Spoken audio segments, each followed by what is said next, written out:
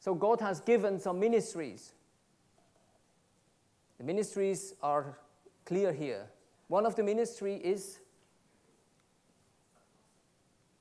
apostle. What are the others? So it's not only me who talks here. We make interaction, huh?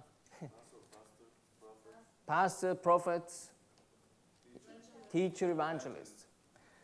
So we can talk about this ministry, but I don't want to talk of all this ministry. I want only talk about the apostolic ministry.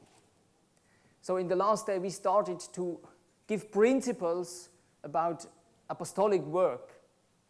And if we read in the scriptures, especially Acts, it's the story of the apostles, what they really did. And there we can read about how and what's the fruit of apostolic work. And the fruit of apostolic work is congregations, churches, planted churches. So it's not to speak in a mega church like here, no. So, but we are more or less, it's like this. Huh? So it's not traveling around everywhere. It's not be international, well-known. It's to plant a church where God has given you your place to plant. And the fruit will be planted churches with elders and with fivefold ministry.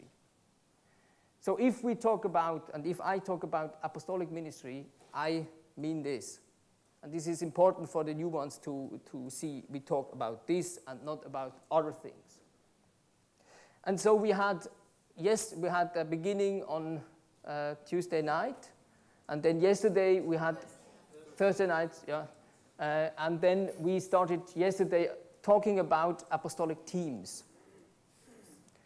And in the morning we had some an overview of what is happening in the organic world, simply church world, worldwide.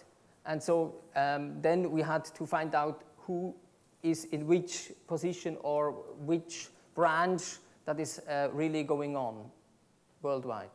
And so this morning, and then in the afternoon, we had some meetings in different potential teams. And this was really good for us, also to came to know you more. And today, I want to give you a little short, it will be short because it's a big issue, overview, what will happen if you start to work in a team. So the next steps.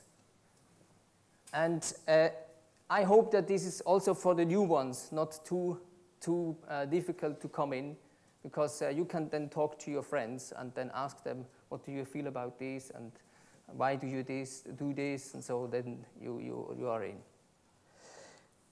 So I want first to tell you that, or to show you in scriptures, Acts 13, 3, and there we have the beginning of an apostolic ministry. Can anyone read the scripture?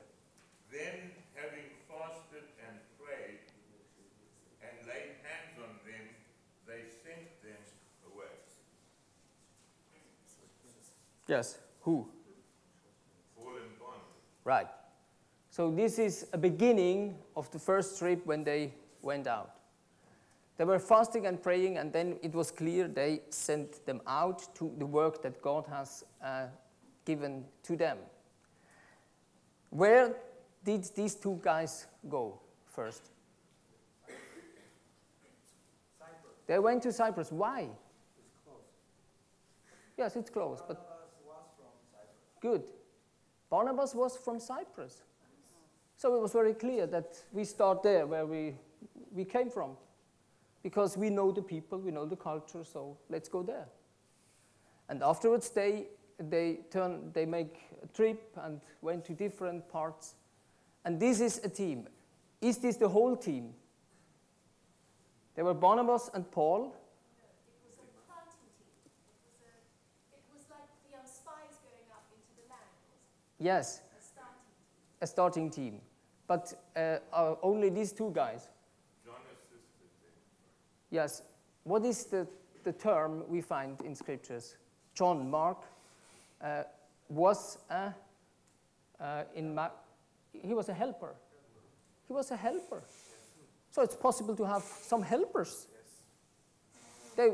They helped, they supported teams and helped them to organize daily business, daily work. So it's possible to have such people. But then John Mark went away afterwards. And then we see also that it's not only Paul. Before we can see also that there are existing teams. They work in teams, apostles. So if you turn to Acts 2, verse 14, we have another example. There's written, then Peter stood up with the 11, raised his voice and addressed the crowd. So who was speaking there? Peter, it's written. This is some thing that is, when people wrote down stories in this time, they took a summary of all that was spoken.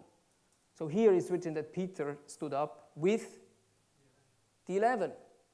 So he was not alone.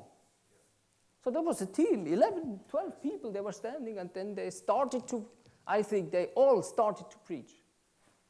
But then we have a summary here, what was the content of everything they told.